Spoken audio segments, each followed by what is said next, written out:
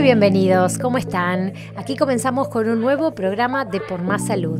En el programa de hoy vamos a estar hablando en nuestro tema central acerca del embarazo no intencional. Así le denominamos a embarazos que no son deseados o imprevistos, o embarazos que no son consecuencia de un propósito previo, sino que ocurrieron por la falta o la falla en el uso de anticonceptivos, ya sea por el mal uso de algún método o también como producto de abuso sexual. El embarazo adolescente no intencional está relacionado con condiciones sociales, económicas y culturales asociadas a múltiples situaciones. En el programa de hoy intentaremos aportar información relevante sobre este tema tan delicado e importante.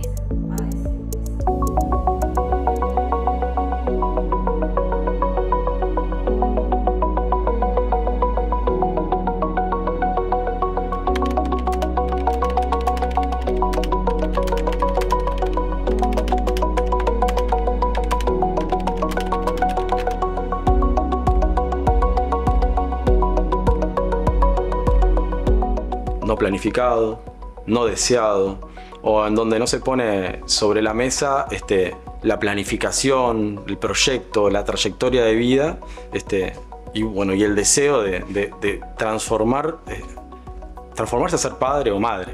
La frase ya la dice, es un embarazo en el cual la mujer no planificó ese embarazo y que llega a un embarazo, sea por una... Pueden ser distintas las causas, pero es que la mujer no planeaba ese embarazo, no era un objetivo en su vida, ni un plan de vida, digamos, no estaba en sus perspectivas. Se puede llegar al embarazo no planificado o no planeado de distintas maneras, o por una falla en el método anticonceptivo o por el no uso de métodos anticonceptivos.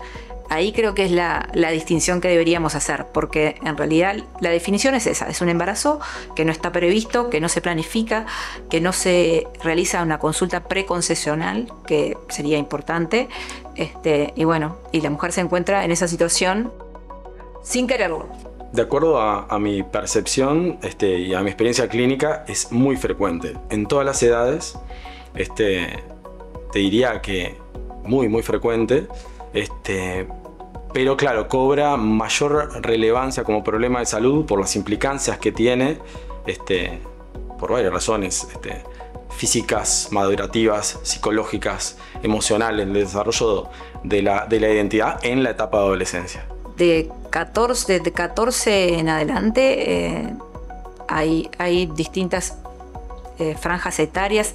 En general, cuando se hacen las estadísticas se calcula por franjas etarias, pero en todas las edades es bastante, excepto en los adolescentes, que es bastante más bajo, de 20 para arriba es bastante. Y lamentablemente Latinoamérica tiene el segundo lugar en embarazo adolescente en el mundo. Seguimos con ese récord que la verdad que es bastante vergonzoso. Si bien Uruguay, Argentina, Chile, no me acuerdo qué otro país de Latinoamérica, estamos dentro de los países que han logrado bajar el embarazo adolescente de forma bastante exitosa, Latinoamérica en general tiene el segundo lugar a nivel mundial. Nosotros estamos en un lugar bastante privilegiado.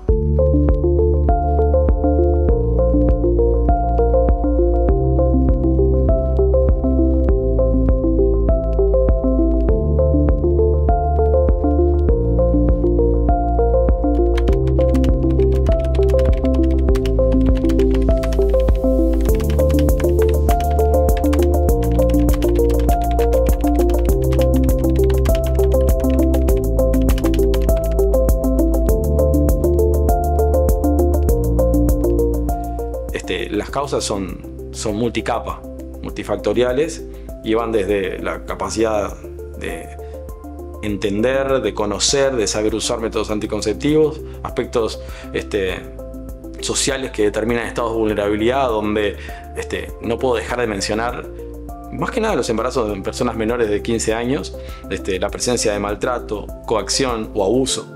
O sea, si pensamos por ejemplo en la normativa, un embarazo en una persona menor de 13 años es equivalente a un abuso sexual.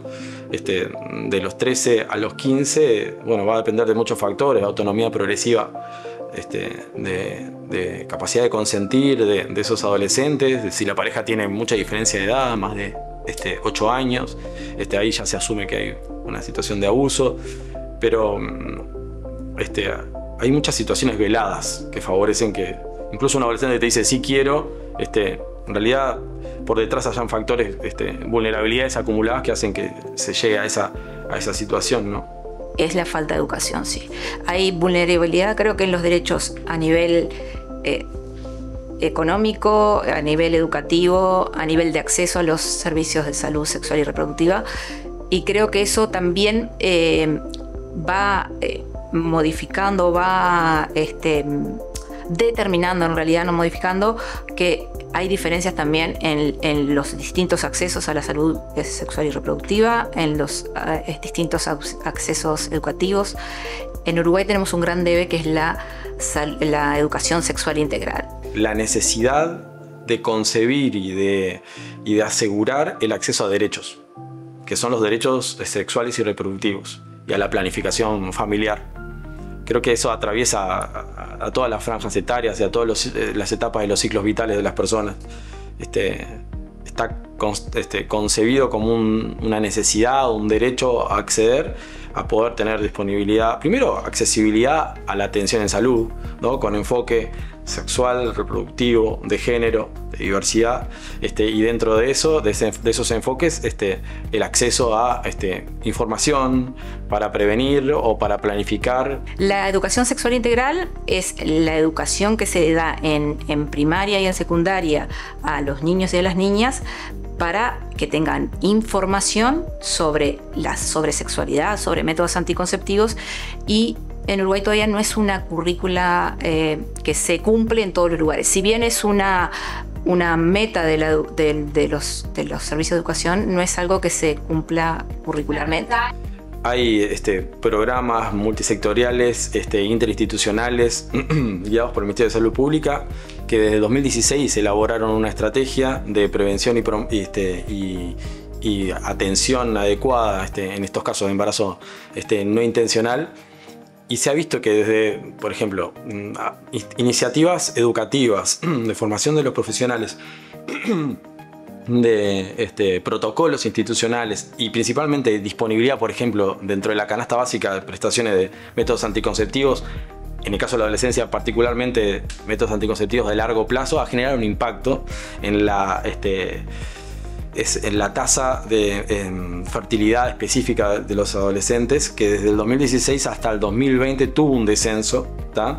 Y luego hay un cierto estancamiento, más que nada en el núcleo duro de intervención, que es el núcleo más vulnerable, que son los adolescentes de menos de 15 años, ¿no? Donde esto de la violencia y las condiciones de vulnerabilidad, porque el embarazo en adolescentes tiene rostro de mujer, tiene rostro, tiene temas raciales, de género y vinculados a la pobreza y a la vulnerabilidad social. En general, los embarazos de adolescentes, nosotros hacemos una línea en cuanto a al mayor riesgo, a tener en cuenta a estar atentos en la cabeza de pesquisar ciertas situaciones en las que puede estar atravesando ese adolescente.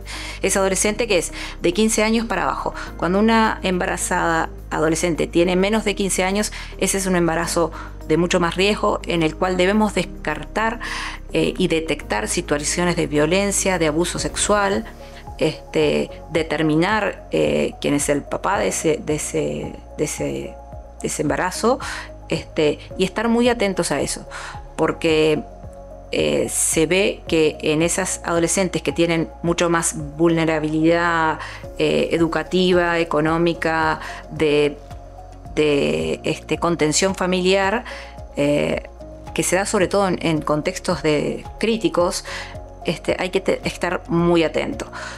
En todas las adolescentes hay que estar muy atentos, pero hay que prestar especial atención en las menores de 15 años.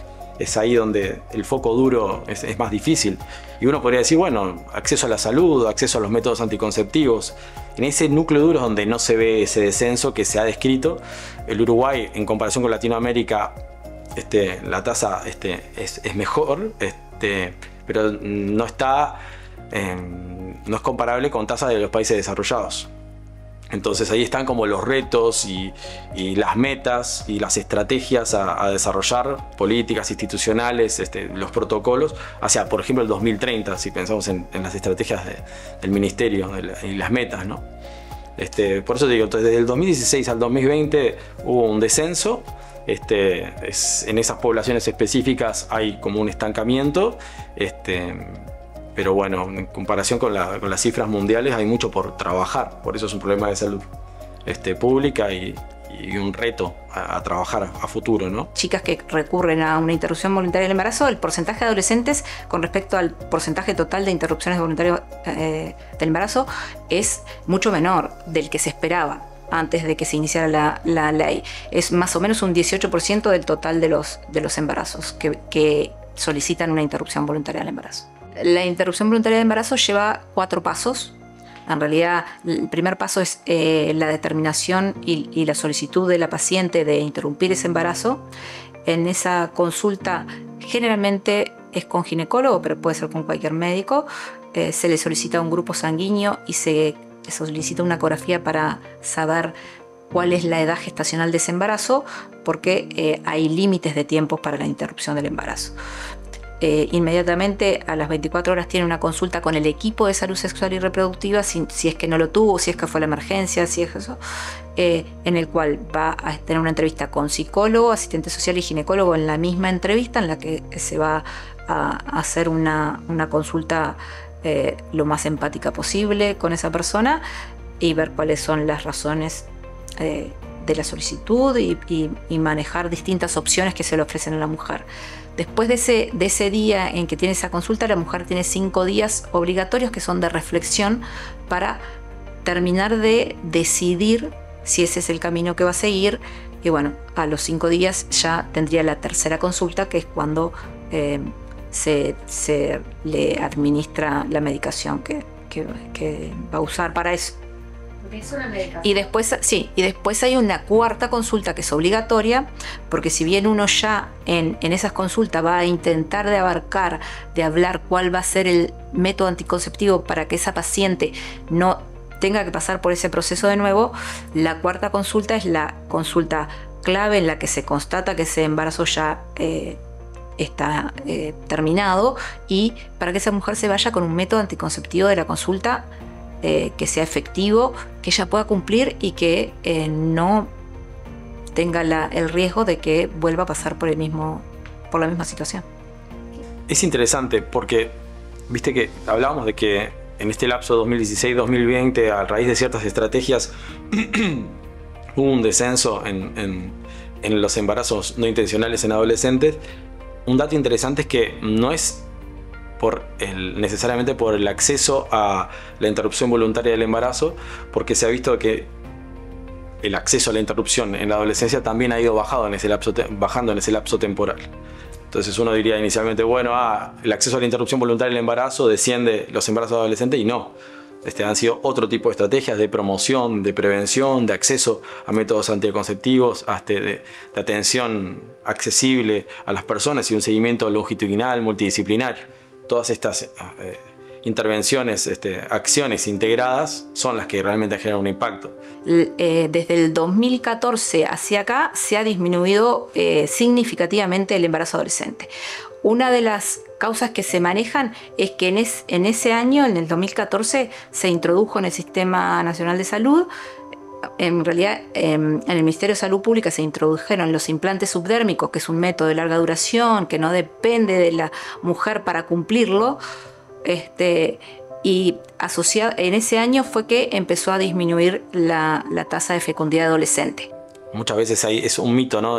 Y no debería verse así, que bueno, la interrupción voluntaria del embarazo es un método anticonceptivo y las personas naturalmente van a elegir eso, porque eso implica un costo emocional, una intervención sobre el cuerpo que no es gratuita para la usuaria que se realiza y el entorno de la usuaria que se realiza una interrupción voluntaria del embarazo, ¿no?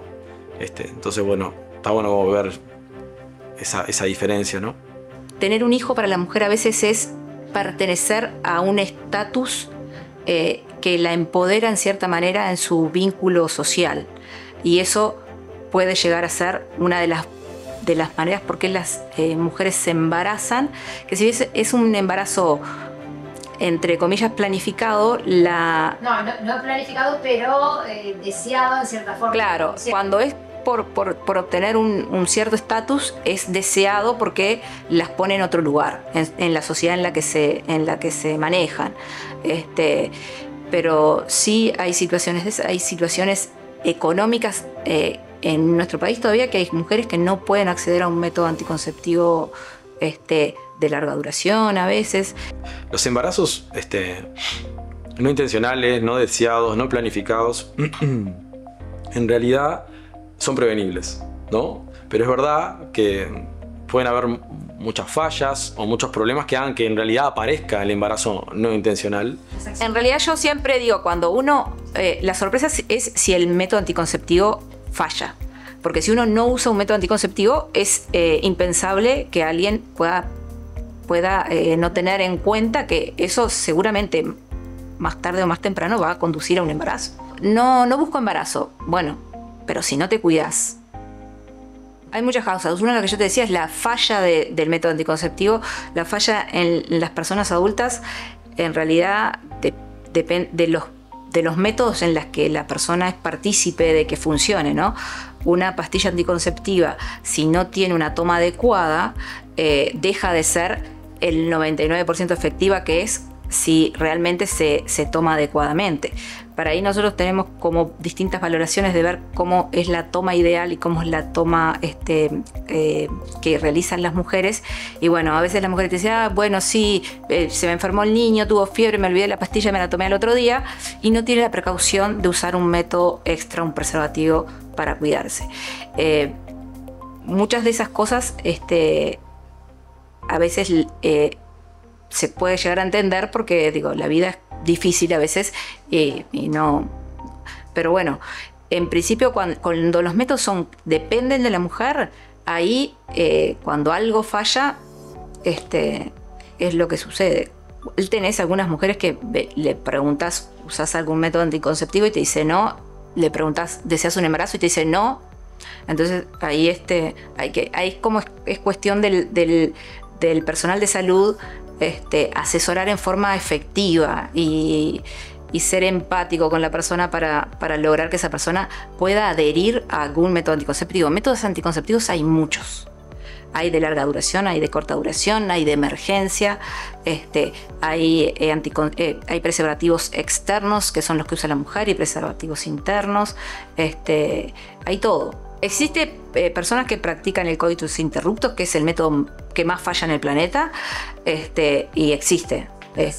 Sí, existe eso, existen mitos de que no toma la pastilla porque engorda, existen todos los mitos que existen. No toma la pastilla del día después. Esa sí. Es una también común. Sí, igual el método de la pastilla después que se utiliza y que tiene un 80% más o menos de efectividad, si se toma dentro cuanto antes se toma de la relación sexual, más efectiva es. No sería un método, sería un método de emergencia, no un método para tener regularmente. Por eso cuando viene una paciente que te dice, en este mes usé 5 veces la pastilla del día después, la pastilla de emergencia, ahí está en el profesional lograr que esa persona pueda comprender que si está usando 4 o 5 veces un método de emergencia que no le produce no tiene ningún riesgo para la salud, no pasa nada, pero evidentemente está necesitando un método que sea más efectivo, porque lo está necesitando muy habitualmente. Entonces lo mejor es que tenga un método permanente, ¿no? Los implantes subdérmicos han generado un impacto importante en ese descenso que hablábamos de los embarazos no intencionales en adolescentes, el DIU o la oferta de métodos anticonceptivos posparto en el caso para evitar nuevos embarazos. Porque el embarazo adolescente en realidad tiene un impacto tan importante, no solo en el adolescente, sino en la familia, en el país, en el mundo, que hay que estar muy atento y tratar de no solo ver qué pasa en ese embarazo y acompañar en ese embarazo si ese embarazo prosigue, sino que es fundamental también evitar el segundo embarazo adolescente. Educación, promover y prevenirlos, tener equipos sensibilizados y capacitados para poder trabajar sobre eso, hacer las preguntas correctas en los controles de salud, para poder incidir en esa actividad de promover y prevenir. Tener protocolos institucionales que permitan, cuando ya aparece, poder asegurar vías, rutas donde los y las usuarias no se vayan, puedan sostener. Y bueno, está en el conocimiento de los programas ministeriales que hablaba, estos intersectoriales, interinstitucionales, que aportan mucha información para poder laburar, por ejemplo, acá dentro del asistencial, que ya hay muchos dispositivos y muchos grupos humanos que están protocolizando, que conocen los protocolos y que lo manejan, pero bueno, extender todo eso, ¿no? Las vías de atención dentro de las instituciones. Sí, tener una sensibilidad, ¿no? para esos temas me parece clave, y verlos, como hablamos al principio, desde la complejidad y los múltiples factores que inciden en estas complejidades, ¿no? Que siempre que hay una embarazada adolescente que tiene un parto, que tiene una cesárea, tiene que salir de la institución con un método anticonceptivo para evitar el segundo embarazo adolescente, que es, creo que donde ahí podemos hacer la diferencia desde el sistema de salud, y no debería pasar.